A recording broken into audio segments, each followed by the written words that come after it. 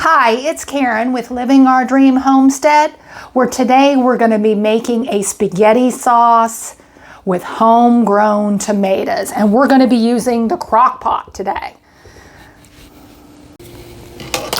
First, I took a 1/4 cup of canola oil, or you could use vegetable oil, and I put it in the frying pan. I put in 2 whole onions that I sliced and then I chopped. Then I put in 2 cloves of garlic, and I cooked it on the stove around medium heat until the onions you can see here are translucent. Now, if you really wanted to, you could cook it in the crock pot on there, as long as you have it hot enough to get it translucent. But I figured I would do it in the frying pan, that it would go a little bit faster. I'm going to take those onions that I showed you where I had sauteed them on the stove and got them clear, and I'm going to go ahead and put it in my crock pot here. I have my crock pot on low, so we're just going to go ahead and put that in there. So again, that's onions and garlic, and we had 1/4 cup of canola oil. All right, to that, we're going to add in our chopped tomatoes. Now, I have here 8 cups of chopped tomatoes. Again, this is homegrown. I had an overabundance of tomatoes because of all the rain we had, and then it kind of had a drought, and some were rotting, and I wanted to use up the tomatoes rather than letting them go to waste. You could use canned if you want to, but I have so many, and I think it would taste better, honestly, with fresh tomatoes. So I'm going to go ahead and put that in there. Again, that is with the juice. I have washed my tomatoes, and then I had cored them and cut out the bad spots. And I'm going to go ahead and stir this in. I don't know. Let's see if I can pick it up, show you what it looks like. Okay. Now we're going to go ahead and add in, we're going to do 2 tablespoons of fresh basil. Now you could do dried, and dried would just be a teaspoon, but I had some fresh basil on hand. So I washed it first, and then I kind of measured it into a tablespoon, and then I kind of rolled it over and cut it with a knife, so that way the flavor of the basil will seep out more into the food rather than you just leaving it as a whole leaf. So I'm going to go ahead and add that in there. Okay. And now I'm going to go ahead and put in 1 tablespoon of dried oregano. Now again, if you have fresh, you could do fresh. But I'm going to go ahead and do dried since I do not have fresh. Okay. And now we're going to go ahead and add in 2 tablespoons of dried parsley.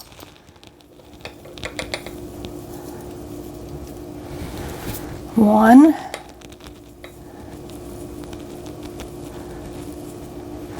2.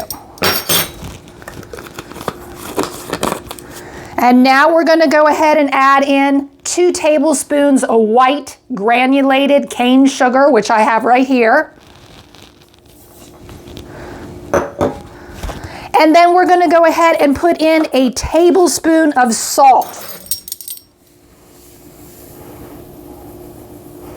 Now, if you were to use canned tomatoes, I would probably make sure that the tomatoes didn't have salt in them, because then you would be over salting your food.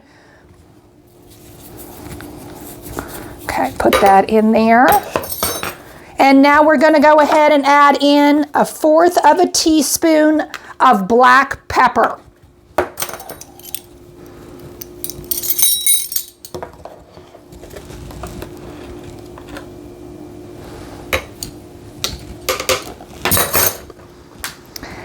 And then the last thing we're going to add is 3 ounces of tomato paste. When I bought the tomato paste in a can, because I do not have homemade, that was half a can, because 1 can was 6 ounces.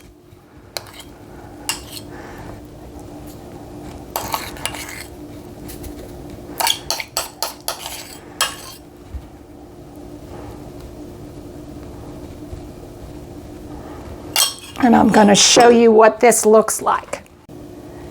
Here's everything that I added into the crock pot. I'm going to go ahead and try to incorporate it. So stir it, get it all in there, mixed thoroughly. There's that fresh basil that I put in there.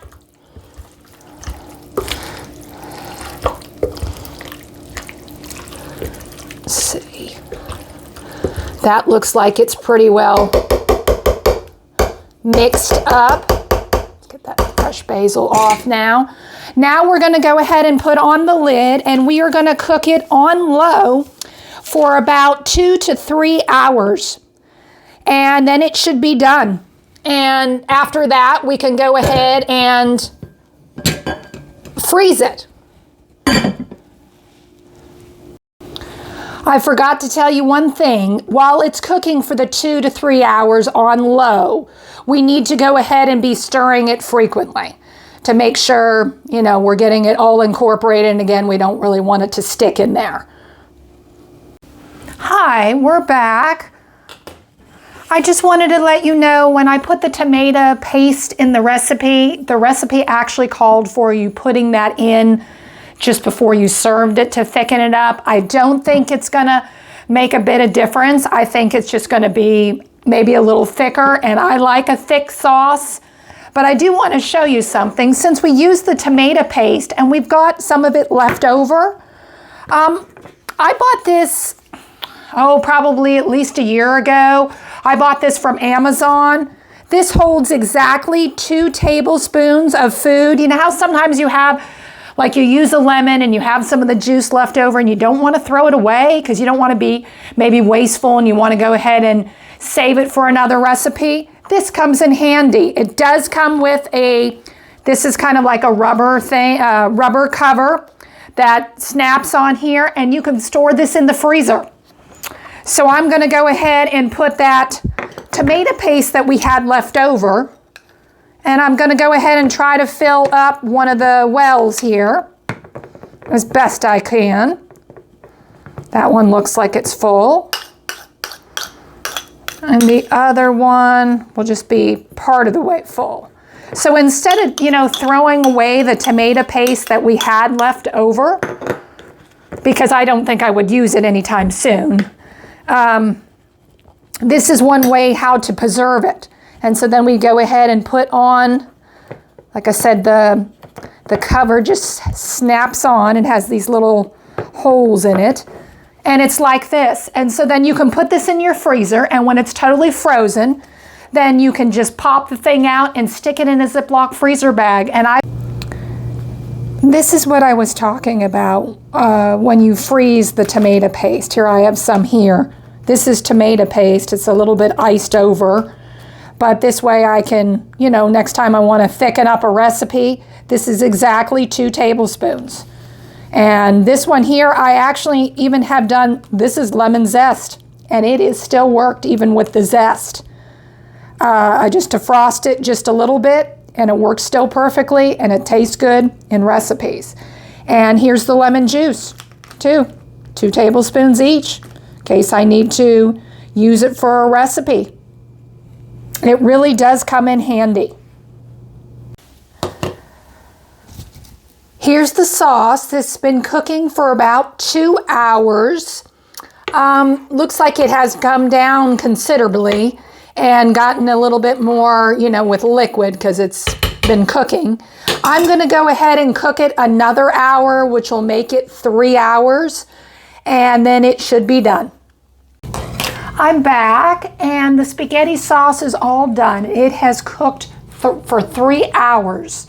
And it definitely is runny, even though I did put in that tomato paste when it actually should have been before you served it. It's still runny. So I definitely would probably, I think before you serve it, I think you should probably add maybe about a can of tomato paste. That way you can make it a little bit thicker. If you want a thicker sauce, like again, like as you can see, it's a little bit runny. But, you know, like I said, some people like a runnier sauce, some people like a thick sauce, but that's what I would suggest. I measured out a cup because I'm going to go ahead and make my husband some spaghetti. and meatballs. And my suggestion is I'm going to go ahead and take the rest of this. I'm going to let it cool. And I'm going to go ahead and put it in some freezer containers. I just bought these at on Amazon. And I'm going to put these in the freezer, and it should last up to a year. If you want to, you're also welcome to go ahead and cook up some hamburger. And you could always mix the sauce with the hamburger and then put it in your freezer container and do it that way. Or again, you could just put the sauce in there and then do the meat later on if you want to. If you like what you're seeing today, please hit the subscribe button down below. This was Karen with Living Our Dream Homestead. I hope you have a good day.